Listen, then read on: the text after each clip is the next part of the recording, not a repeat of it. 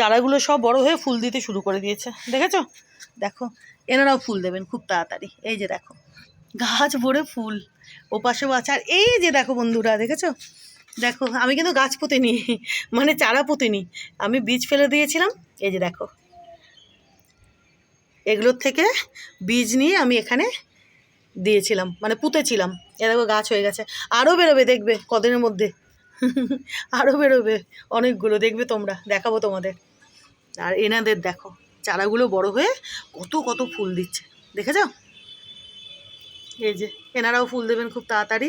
আর এইখানে দেখো আজকে একটা গোলাপি নয়নতারা ফুটেছে। এই যে দেখো বন্ধুরা, দেখেছো? একটা না দুটো, এই যে দেখো, এই যে দুটো আছে, দুটো, এই যে, এই যে দেখো, দেখেছো? এই যে দুটো আছে, দেখো এগুলোতেও কুড়ি এসেছে।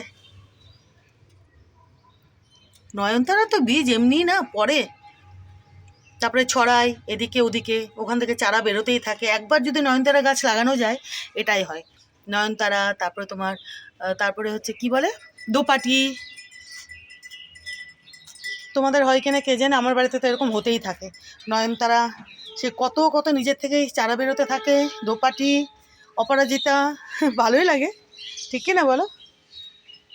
এরকম হলে তো সবারই ভালো লাগে। আর এই যে দেখো বন্ধুরা, এই গাছখানা দেখেছো? কি ভালো লাগছে না? কি অপূর্ব লাগছে, কত কত ফুল দিচ্ছে নেনি, কি সুন্দর লাগছে।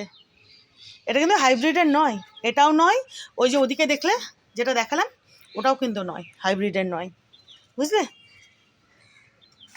আর এখানে তো সাদা, এই যে এদিকে সাদা টগর, আর এখানে সাদা নয়নতারা। ইনিও প্রচুর ফুল দেন, সাদা নয়নতারা। তো চলো বন্ধুরা, এবার বেশ রোদখানা উঠছে, আর এনাকে আমি ওইখানে রাখবো, বুঝেছো? তোমাদের তো বলেইছিলাম ওই নেটে ওখানে রাখবো, ওই যে ওইখানে। উনি জড়িয়ে জড়িয়ে বাড়বেন, বড় হবেন, আর প্রচুর প্রচুর গোলমরিচ দেবেন। আর এনাকে দেখেছো বন্ধুরা? এই যে দেখো, এই যে এই হলুদ যে রঙ্গনের গাছখানা, এই যে এখানে এনে রেখেছি এনার পাশে, বুঝেছো? ভালো হয়েছে না বলো?